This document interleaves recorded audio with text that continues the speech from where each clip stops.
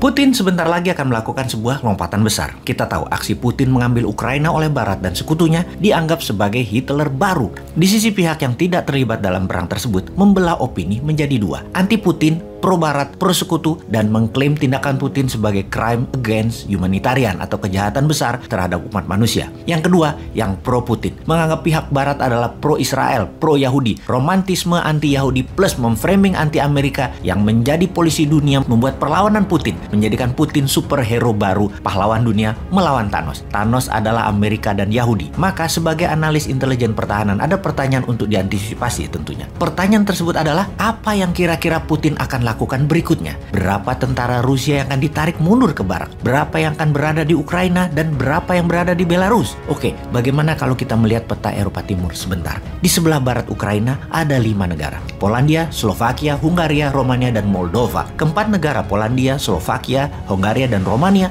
adalah anggota NATO. Kalau kamu menyerang keempat negara ini, maka kalian berhadapan dengan NATO. Kalian menyerang NATO. Sebuah fakta pertahanan sekutu di Eropa. Dapat dipastikan Putin tidak akan mengambil resiko itu, sehingga tinggal Moldova. Ukraina dan Moldova punya perbatasan darat yang panjang, hampir 1.200 km. Jika Putin mau, maka dia bisa memerintahkan langsung tentaranya untuk mengarahkan pasukannya ke Moldova. Rupanya rencana ini sudah lama dilakukan Putin, yang akhirnya rencana ini dibocorkan. Dan coba tebak, siapa yang membocorkan detail rencana Putin akan mengambil Moldova itu? Yaitu Presiden Belarus, Alexander Lukashenko, alias sahabat Putin terdekat. Minggu lalu, Lukashenko mengumpulkan seluruh pemimpin pertahanan Belarus membahas rencana perang Rusia. Ketika Lukashenko hadir, dia membawa peta besar Eropa Timur yang dipaparkan dalam pertemuan tersebut. Dalam peta tersebut, sangat rinci memaparkan rencana invasi Rusia ke Moldova. Sebuah hal yang sangat mengerikan kalau kita melihat apa langkah Putin tersebut, dan bagi Putin,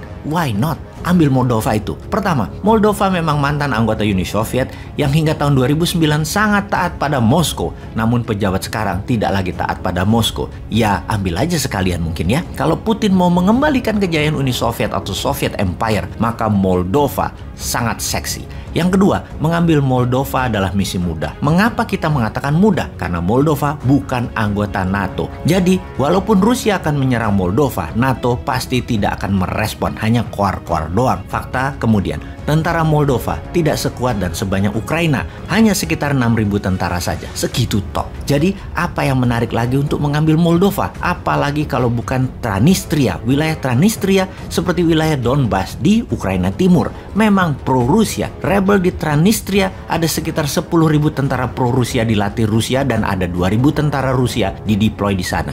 Transnistria posisinya di antara Ukraina Moldova di perbatasan sepanjang 500 kilometeran. Hanya menggerakkan Transnistria, pemerintah Moldova sudah pasti ambyar. Pertanyaannya, akankah Putin memberikan perintah tersebut? Semua tergantung dari misi penyerangan di Ukraina. Berapa lama Kiev bisa bertahan lagi? Berapa macam insurgensi atau gerakan gerilya bawah tanah bermunculan di Ukraina? Efek perjuangan rakyat dan tentara Ukraina yang memutus rantai komando utama menjadi satuan kecil-kecil. Semakin banyak, semakin sulit diredam Ukraina. Walaupun pemerintahannya sudah jatuh. Intinya, seberapa akan sibuknya nanti tentara Rusia di Ukraina. Yang menjadi pertimbangan juga adalah menginvasi satu negara sudah sangat beresiko, apalagi 2 negara. Ujungnya, Rusia akan punya 2 rezim boneka di negara Ukraina dan Moldova, namun tidak punya uang untuk mengelolanya karena kena sanksi ekonomi. Bisa-bisa terbatas sumber ekonomi yang di dalam negeri Rusia tidak punya, dan ini tergantung mitra Rusia, Tiongkok. Jadi jelas, Putin akan membangun kembali kejayaan Uni Soviet. Di pihak Rusia ada Lukashenko Belarus sebagai sahabat dekat dan Xi Jinping sebagai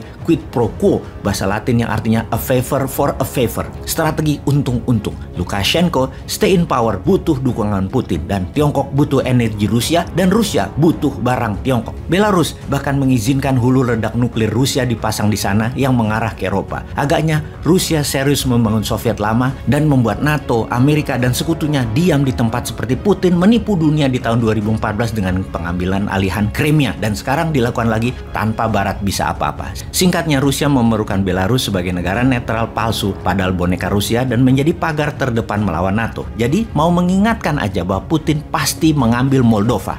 Kita Это страшнее ядерного оружия. Торрент-2, которые мы новые закупили, называют точки. Они, наверное, не секретные для натовцев, они все видят. Мы поставим С-400, который будет находиться чуть западнее Минска. 1000 раненых прибыли в Гомель.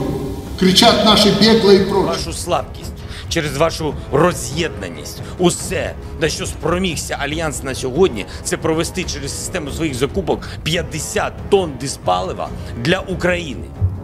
Мабуть, для того, щоб ми могли спалити Будапештський меморандум. To prevent this war from escalating beyond Ukraine, because that will be even more dangerous, more devastating, and will cause even more human suffering. So we have made it clear that we are not going to move into Ukraine, neither on the ground or in the Ukrainian airspace.